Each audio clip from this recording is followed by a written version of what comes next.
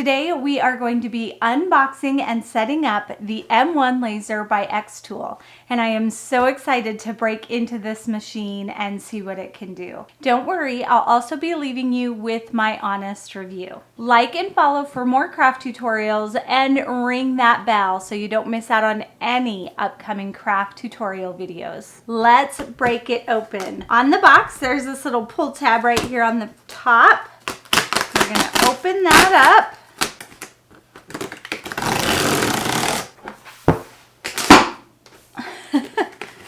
And the machine is really boxed well. It has lots of styrofoam in here.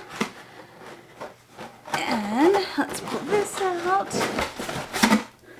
Okay, that's empty. That's just a placeholder. And let's see, how are we gonna get this out? I think my best bet is to put this on the floor and lift the machine out.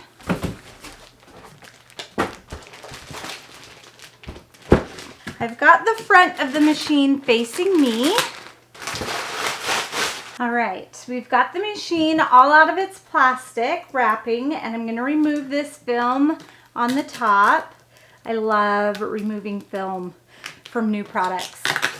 It's so satisfying. This is a big machine, so it's hard to make sure that everything is in camera, but I'm gonna do my best. We're gonna take out the styrofoam, and it looks like there's some sample materials. We'll go through those in a minute. And a nice little thank you letter, the user manual. And then this is the venting, because you want to make sure that you vent out the fumes. We've got power cord, a USB cord, other half of the power cord, some cutting blades. We've got 5 of them in there. And then these are the prism, the triangle prisms. Then another piece for that hose, a clamp for the hose, and some, let's see, some screws. All right, I moved this so you can see the inside of it a little bit better. Okay, we're gonna take out this styrofoam. Got more styrofoam pieces in here. Everything is packed really, really well. We've got 2 different cutting mats. Pink is for fabric, and the blue is the light grip mat. And there you can see the inside of our machine. And back inside the machine is the housing. And this is where the cutting tool is, as well as the laser. The first thing we're going to do is install this exhaust line. So we need our tube, our clamp, this piece, I don't know what this piece is called, and our screws. I'm gonna take this piece and insert it over that back vent. And then these screws, you don't need a screwdriver. So I'm just going to twist them into place. I'm going to take the clamp, squeeze those little ends together, and put it over that plastic piece.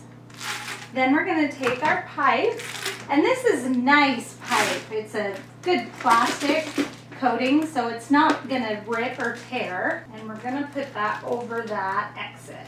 Then squeeze that clamp again and move that clamp over the top of the pipe. You want it on there nice and secure. It is really important that you properly ventilate the machine. It does emit toxic fumes when it is cutting, depending on the material.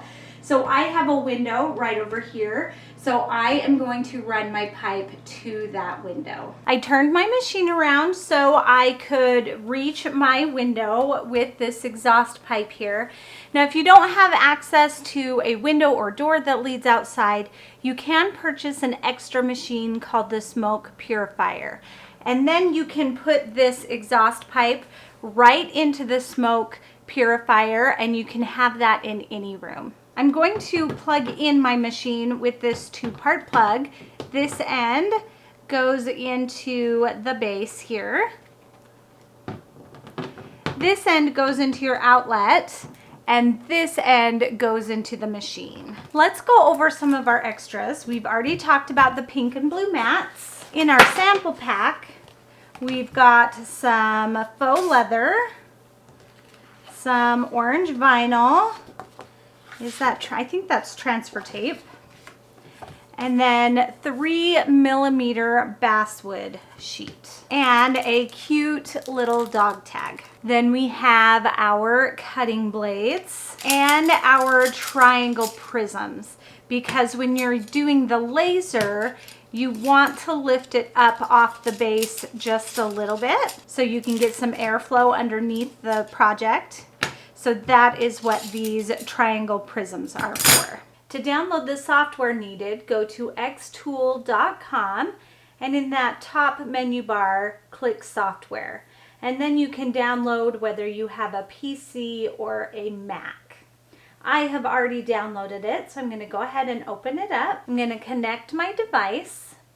I'm going to make sure that my machine is turned on, and I'm going to click on Connect Device. And I wanted to connect via Wi-Fi, but it would not find the machine. So instead, I just plugged in my USB.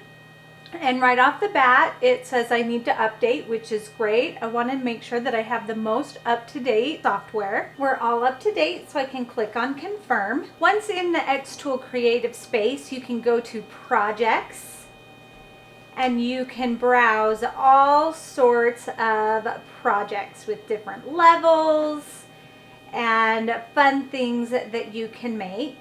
I'm going to pull in a design I made, so I'm going to go back to Editor. The first thing we're going to cut is going to use the laser. So I'm going to use my triangle prisms and that 3mm basswood. I'm going to lay down my prisms at the bottom of the machine to lift up my basswood. In Creative Space, you'll see the location of my basswood and what my cutting space is. To insert my SVG file, you can go up here to File and Insert, but you can also just drag and drop. So I'm going to open that file where my snowflake ornament is, and I'm just going to drag and drop. And there you will see that it is in my space, and I can just drag it where I want on that basswood. I love this camera feature. I think it's really going to help save on wasted area. Before I cut, I want to come in here to the layers of my design, and I need to select whether I'm going to score, engrave, or cut each piece. So this outer piece I'm going to cut, and I can change the power and speed, but I am just going to let the machine decide for now. And then that inside part I'm going to engrave. For my material, I'm using the 3mm basswood. Now I'm going to come up here to my selection, and I'm going to do the laser. Height raised, yes, with the triangular prisms. And I think I am good to go. So I'm going to click on Process. It says it's going to take about 2 minutes. I'll keep track as well, just so we can kind of compare. We're going to click on Framing. Okay, that is ready. Then we're going to click on Start, and our file has been sent. To start the cut, we press the button right here on the front of the machine. All right, we are done cutting, and it took almost 10 minutes. So it was not a 2-minute cut, but it was much more intricate than just a simple shape. So let's open it up and see how it looks.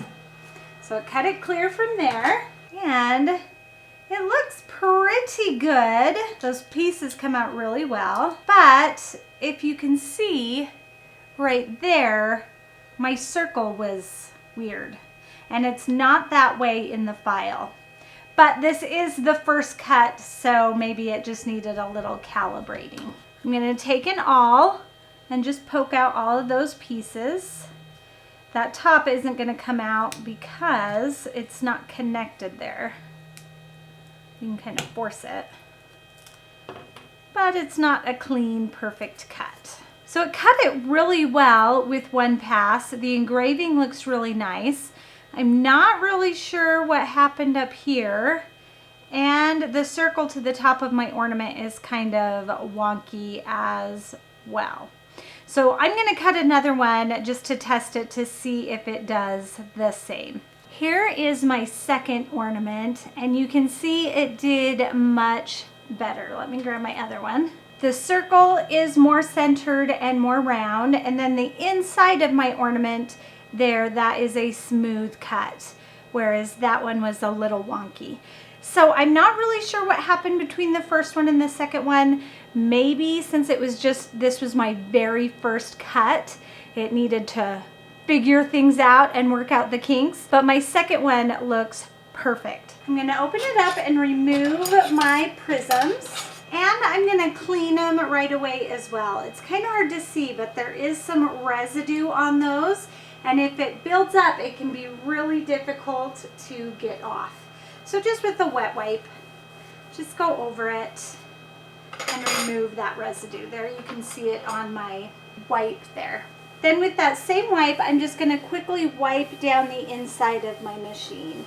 This will keep it nice and clean, and that wipe will help me pick up those little pieces that cut out of my ornament. Next, let's etch on this cute dog tag. I'm gonna place my dog tag just flat on the bottom of my machine. I don't need to raise it up. Close my lid, and then in Creative Space, you can see my dog tag. Now we're gonna design for this right in Creative Space. We're gonna add some text, and I don't want it to say hello. I want it to say Ollie, which is my dog's name. So I'm gonna come over here to the text box and change that. And over here, I can really change all of the settings, the size, the typeface. Let's see. Let's do something cute. That's really cute. And we can center it right on there. That was pretty easy. Now we need to come over here to our laser functions. We're gonna laser flat. So we're putting it on the bottom of the machine. It is not raised. Our material is the silver bone dog tag. So we can change that. And we'll recenter because that changed some of its settings. All right, I like how that looks. So we're going to click on it, and we want to engrave that. And you can see how it went from outlined to solid, so that will be engraved. And I think we're ready to go, so I'm gonna click on Process, Framing, Start, to make sure it sends the file. And then again, I'm gonna hit that button on the front. Now let's take a look at our dog tag. So we can pull that out. And you guys, that is so stinking cute. It is nice and permanent, won't rub off, way cute. And then I could even do the back with like the address or phone number. Love that. Next, let's cut vinyl. I have my light grip cutting mat here. Take off that protective sheet and apply my vinyl. Now this is the vinyl that came in the sample kit. Now to put it into the machine, we turn it over, and there is a protective sheet on the back as well. It is sticky, and that is how it sticks to the bottom of the machine. And there's a little guardrail here at the top that you can't see, so we're just gonna push that all the way to that little guardrail, and then follow the lines on the bottom of the machine. Then we'll see in Creative Express our vinyl, and we can add our design. Now, one thing I wish Creative Space had was an image library. They've got shapes, and they do have projects, but they don't have just single images or designs. So I am going to pull one in. I like this one that says fluff you fluff and fluff, with a cute little cat. I know it's kind of hard to see. And we're going to be putting that on this ceramic tumbler. So I need to measure my tumbler. It's about 6.5 inches wide. It is tapered, so I want the design to be maybe 3 inches wide. So back in Creative Space, I can change the dimensions to exact size. Under size, I'm going to click that padlock to lock those sizes, or the ratio, and I want the width to be, did I say 3 or 3.5? We'll go with 3. That works. So there is our design, so I can space that exactly where I want it on my vinyl. And then again, I'm going to come over here and I'm going to select blade cut, and we're going to use vinyl. So let's see if we can find that. There really isn't a vinyl. So how about, yeah, I think this colored glossy PVC sheet, that's basically vinyl. So we'll go with that setting. Again, I can change the cut pressure and the speed, but I'm just going to go with the automatic settings. Get that recentered. Now before we cut, we do want to make sure that we insert a blade. So I'm going to open this up. Inside the housing is this little gold blade housing. Okay, it is just magnetic. You can just pull it right out. You don't have to twist. So we're going to open up our blades. We're going to grab one. Now underneath this red cap is the blade. So it is sharp, so you'll need to be careful. We're going to remove that cap, push on this bottom here at the bottom of the blade housing, and drop that in there. It is magnetic, so we'll just kind of suck it in and then it won't fall out. Now to calibrate the blade, we need to twist this top part. So we're going to hold the bottom with one hand and twist this top with our other hand, and we want it so the blade is just barely poking out. And now we can put this back into the main housing in the machine. And now we're ready to cut. So we're going to click on Process, Framing, Start, and then we're going to click this front button to start the cut. We're done cutting, so I'm going to pull this out. Now it did cut all the way through my my vinyl, and it really kind of ate up my letters. Now these were small, so I'll give it that. I didn't really think about how small my letters were when I chose this file to cut. So I have checked my blade to make sure only the triangle part of the tip is sticking out, and I'm going to pick a different design, one that maybe isn't so fine. I'm going to drag and drop, and there is my design. I'm going to lock the proportions on it just so I can move it around without having to worry about it. And again, I want that size to be about 3 inches wide. So the knot today is still kind of skinny. We'll see. I tightened up on the blade housing just a little bit to make sure that only the top triangle part is showing, and I can size this